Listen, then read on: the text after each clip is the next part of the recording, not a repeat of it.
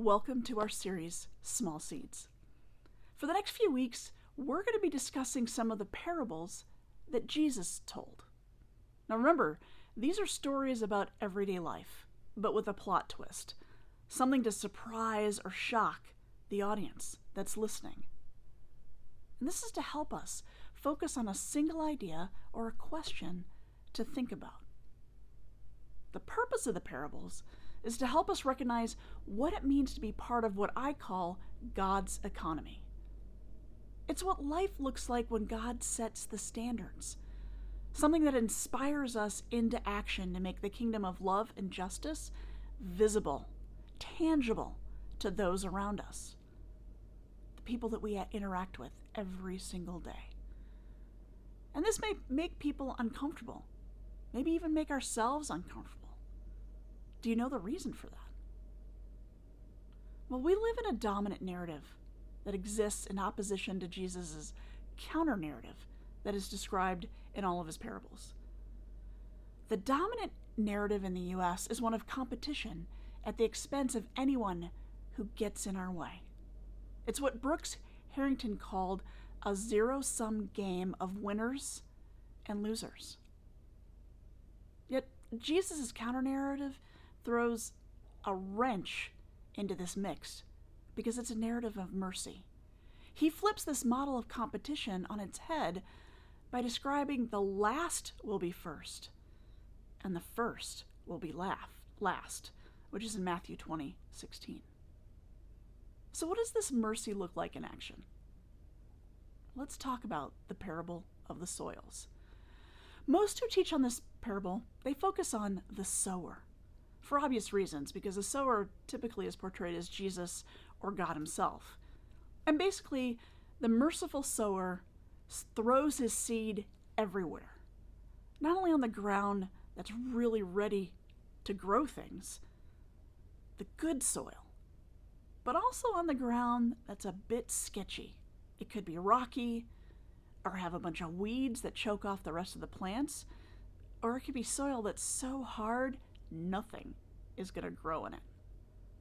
The soil is often described as a metaphor for a person's heart and how the Word of God will grow in someone's heart, meaning how we learn about how to interact with the world around us from God's economy perspective.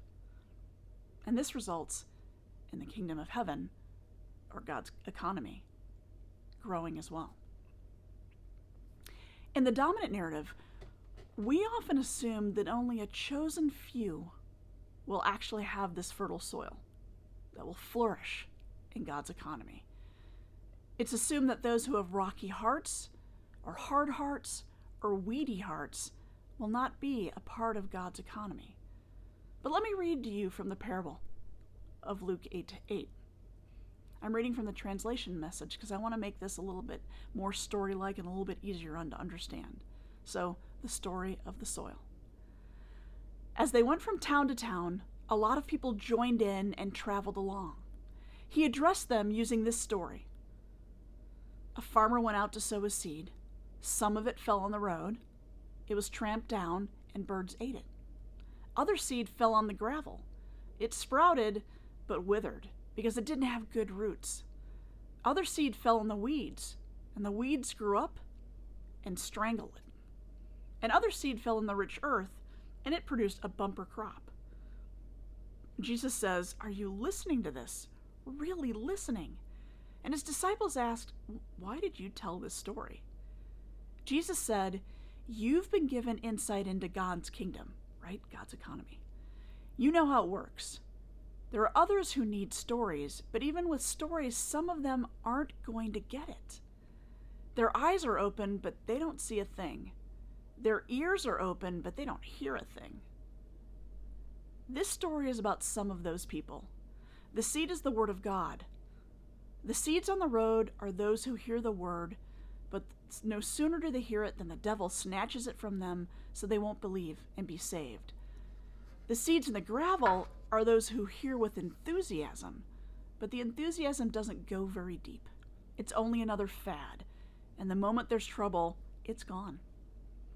And the seed that fell in the weeds, Well, these are the ones who hear, but then the seed is crowded out and nothing comes of it as they go about their lives worrying about tomorrow, making money, and having fun. But the seed in the good earth, those are the good hearts who seize the word and hold on no matter what, sticking with it until there's a harvest. So listen to verse 10 again. Some of them aren't going to get it.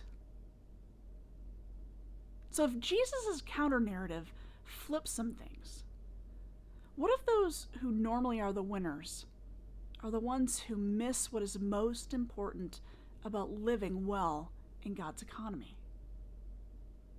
What if they're the ones that aren't going to get it? Because they're so caught up in the dominant narrative that they cannot see or hear the instructions for living in God's economy. Something to think about. The next few verses are Jesus' answer to the disciples' question in verse 9. Why did you tell us this story? Can you just see them? I could picture the disciples looking at him with an expression of, huh? And these are the guys with the inside track to Jesus. Over the next week, I want you to read through Jesus' response in verses 10 through 15. Read through his description of what the different soils are like. And I'll put that in the description for you. But you can also do an internet search for Luke 8, chapter 8, verses 4 through 15 from the Message to get a full text if you want. So ask yourself as you read through these verses, how is Jesus flipping the narrative to one of love and justice? How's that flip to one of love and justice happen? Why did the people with the poor soil not grow? And what was different that made the people with the good soil stick with it as compared to others? And we'll talk about this next week. So until next time, have a great week.